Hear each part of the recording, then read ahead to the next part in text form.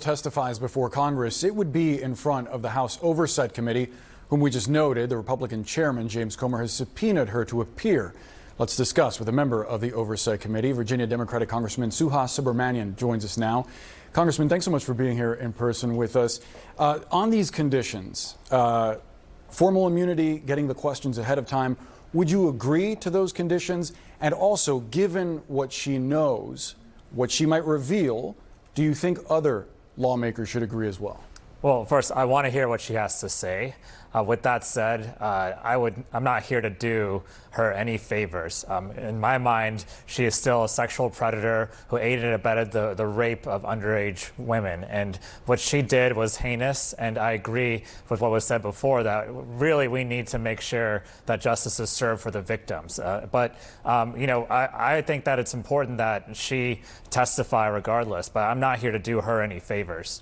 What do you make of the concern that we just heard from a former federal prosecutor that forcing her to testify, that subpoenaing her gives her leverage to now make these demands and sort of gives her an upper hand? You wouldn't agree with that? I don't agree it gives her an upper hand. Obviously, she's always going to make demands, but in the end, we're not here to bail her out. I'm certainly not. And so what I want to see, though, is her answer questions and answer questions truthfully. My problem, though, and something I do agree with, is that she's not a very truthful person, right? She's committed perjury multiple times, but I still want to hear what she has to say. What would you ask her?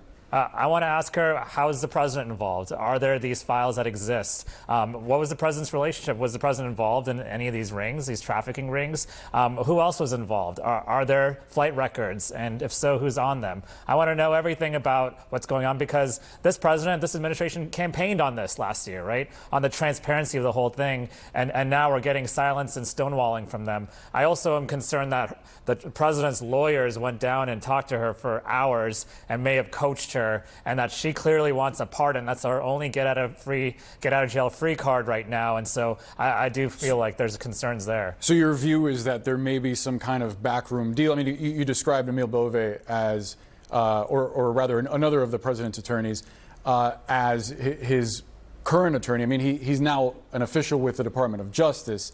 But your view is that there's some kind of backroom deal there, that they're coaching Ghislaine Maxwell? Yeah, these are lawyers who are loyal to the president. These are some of the lawyers' personal lawyers. And the fact is that he's putting people at DOJ and FBI right now who are loyal to him, right? That's the whole point. That's what's going on all across the administration, firing qualified people, putting in loyal people. And I have deep concerns that they're basically coaching Ghislaine Maxwell to say what she needs to say in order to get a pardon and absolve the president completely. And she's not above lying, as we know. The administration, the president himself, has denied any close links to Jeffrey Epstein or any wrongdoing. I wonder what you make of their argument that DOJ was in possession of these documents for 4 years when Joe Biden was president, and none of this information was put forward. Why is that? Look, in the end, this president campaigned on releasing the information. So why hasn't he released it, right? That's what I have to say.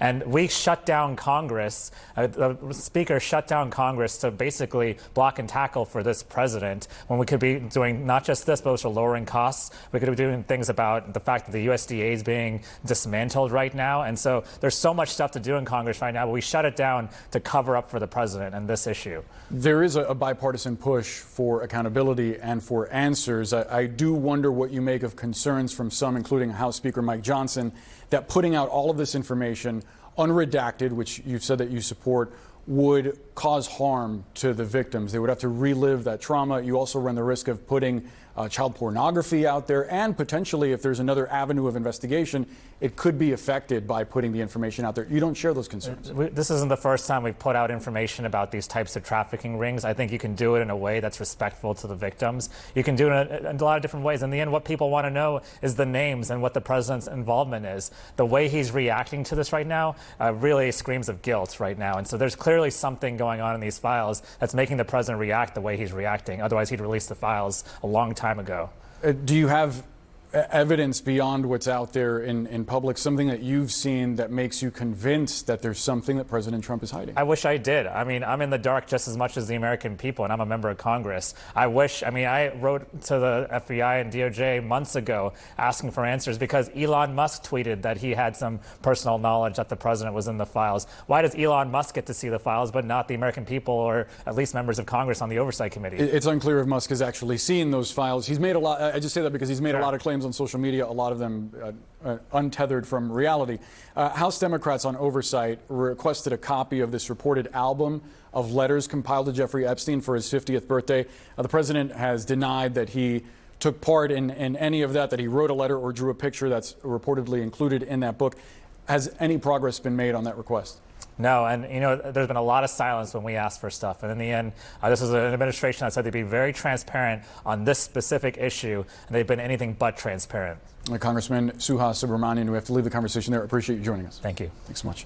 Still plenty more news to come this afternoon on CNN News.